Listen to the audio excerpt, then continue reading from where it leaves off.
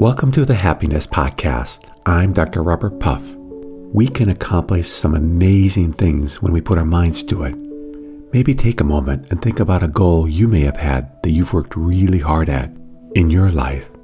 Don't we all know someone who came from modest backgrounds, studied really hard at school, got into college, kept studying hard, got into medical school, and became a surgeon, and now is extremely successful financially?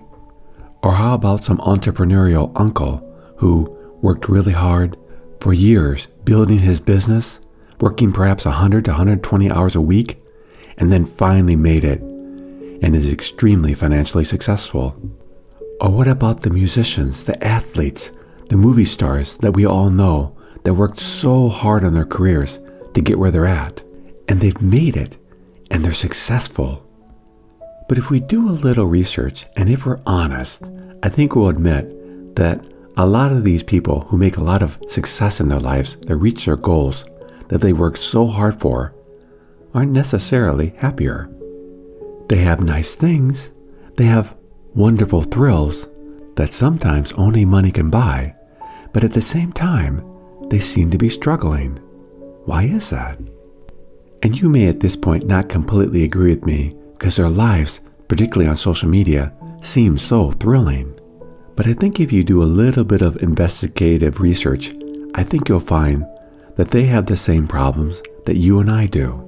And sometimes it seems like they have a lot more problems than we do. But why would this be? I mean, they made it. They're successful. They're doing exactly what their goals told them they needed to do. They worked towards it. They got there. All should be well, correct?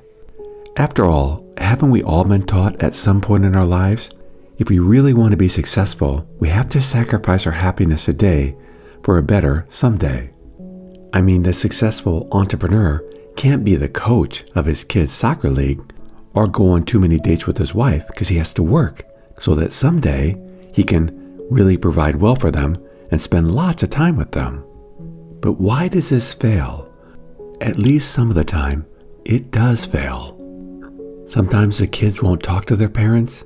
Sometimes the kids end up on drugs. Sometimes the parents get divorced, and with a lot of acrimony going through and after the divorce. Yet when we make it, when we reach our goals, shouldn't everything be well even if we did have to sacrifice? What's wrong with that? I want us to think about young children. We've all been one. We may have some right now, or we may have raised some. How do young children relate to successful people who have achieved their goals? I know right now I am emphasizing financial success, but you could put in career success too, and it would be the same analogy. So every year a child has a birthday, and often, if the parents are able to, they have a gift that they're really looking forward to getting. Sometimes it's a surprise, but sometimes they know it's coming. And on their birthday, when they get their present, let's say a new bicycle, they're very excited and they can't wait to get on it, start riding, and really enjoying life on their new bicycle. And they do at first.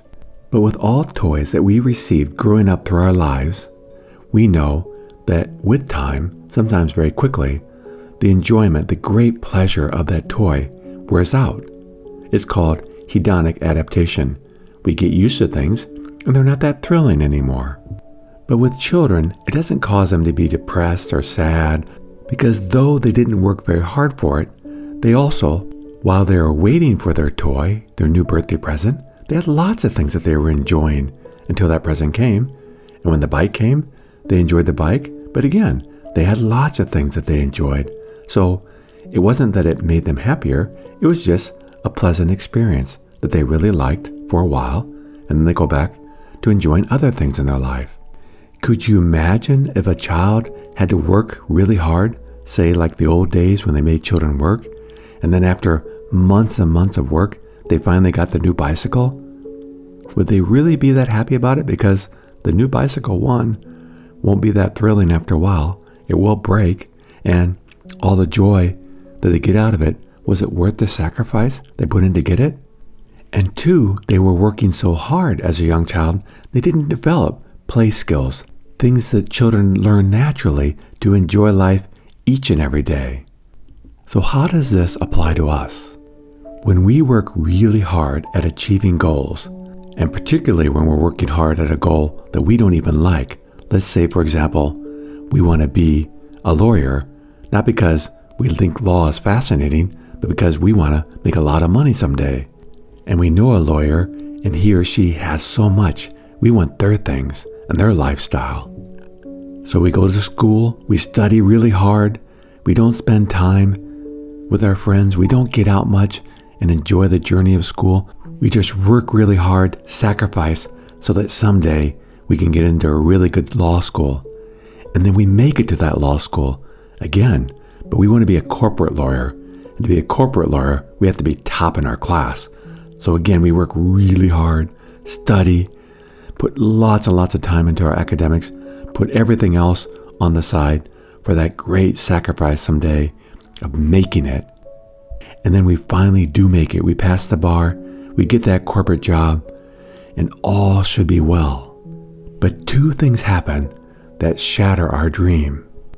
Like every little kid knows, when they finally get their toys, say now that corporate lawyer buys a beautiful home and has an extremely expensive car, he or she will feel like, this is great, I love this.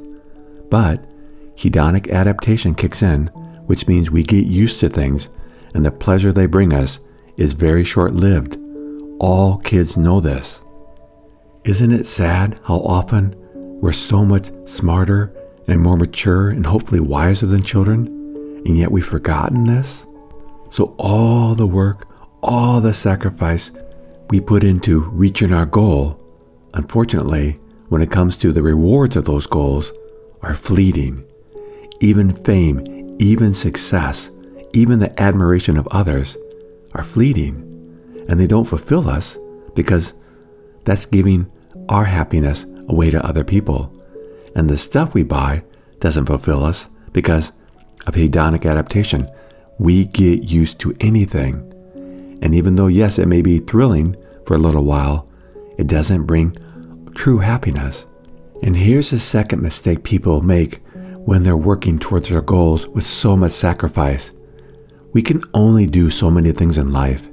And the truth of it is, creating a happy, good life does take work and effort. I talk about it so often on this podcast. There's many things we have to do to make our lives better when it comes to being happy and having a good life. Things like mindfulness, meditation, exercise, good healthy relationships, finding things that we enjoy, developing a growth mindset, developing a positive mindset, being present in the here and now throughout the day, throughout the week. The list is long. That's why I have almost 600 podcasts on how to live a good life. There's lots we need to develop and do to have a good life. But when we work really hard at goals, we often sacrifice so much to achieve these goals. And it comes with a price. And when you get there and you make it, it should seem like you have everything now. But the truth of it is, you haven't developed any of the skills for cultivating and creating a good life. Yes, you have the admiration of others, but if that worked, everyone who's famous would be incredibly happy. There's been some really great movies out recently that talk about the super famous people in our world, like Elvis Presley and Elton John. If you've ever seen these movies, they had a lot of struggles in their life, even though, in quotes, they seem to have everything. In my work as a clinical psychologist, probably one of the saddest things I see and have to deal with is working with people that have, in quotes, made it, and now they're miserable. Mind you, they do have thrills that abate the pain inside of them, at least briefly, but the sadness, the melancholy, the struggles of life that we all have often overwhelm them because they haven't developed skills of psychological adaptation. They haven't learned to live in the present moment, here and now. So what they often do is they numb themselves to the pain they feel inside. And it can be so sad. So how do we change this? Yes, we all may have goals that we want to work towards. There's nothing wrong with that. We may want to retire someday and live the good life. Again, there's nothing wrong with that. But how do we arrive there, if we get there, and say, I enjoyed my journey to retirement? And here's the key factor. The goal is not the destination. The goal is to enjoy the journey well. The true goal of life is to live each day as a precious gift. So let's conclude with 3 things we can do as practical steps to reaching our goals, but not losing our happiness along the way. The first one is to find joy in the process. For example, let's say we have a goal of building a business, a fine goal. The key of it is to find fulfillment in the daily act of solving a problem, not just in the future payoff. Similarly, when we have goals, let's look at them and say, is this something I really want to do? We spend so much time on our work. Is the work we're doing and working towards fulfilling? Does it bring us joy? Is it something that we're excited about? If we're just excited about the end result, we're going to have problems. We have to say, yes, I'm excited about fill in the blank, becoming an eye surgeon, but eyes are fascinating to me, and I'm so interested in learning about human anatomy. See the difference? The second thing that will help us to find happiness along the way is practice daily fulfillment. What I mean is actively schedule and honor small daily moments of peace and joy, like, for example, a 10-minute walk in the morning, or playing with your kids for half an hour, or meditating in the evening as a way to end your day. Treat this practice with the same importance as your work tasks. That's developing your happiness skills instead of just developing your work skills or your goal skills. To live a happy life, we have to work on it. And that takes time and that takes effort. We can't sacrifice that for someday to have a lot more time to work on it. When we get there, maybe we'll be able to shift our lifestyle, but we'll probably spend years undoing all the damage we did to get there. Far better to just enjoy the journey of life every day. Little breaks can be magical. I remember when I was doing my training at the VA hospital, it was very busy because I was working on the side too and working on my dissertation. It was busy times. But every day at lunch, I would go outside because I live in Southern California and our weather's pretty good. I would just sit on the grass by myself and sit quietly and enjoy being outside, enjoying nature and all my surroundings. It was magical and it kept my heart well. I did other things, but this was one of the big ones. Buying things to make the day better and then do them. And then thirdly, here's a very important thing we can do. We measure our day differently. Instead of saying, did I get closer to my 5-year goal today? Ask, did I live well today? In conclusion, happiness isn't a reward we get at the end of the day. It's a skill we practice every day. If we don't learn how to be happy on the way towards our goals, we won't know how to be happy when we get there.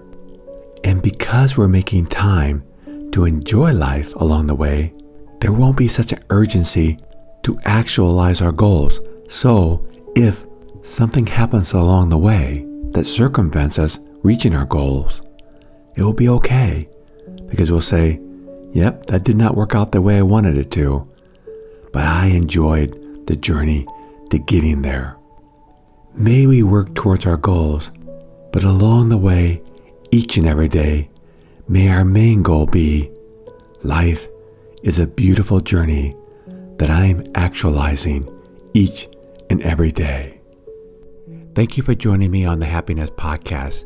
If you'd like to learn more about the podcast, please go to www.happinesspodcast.org. That's happinesspodcast.org. Until next time, accept what is, love what is.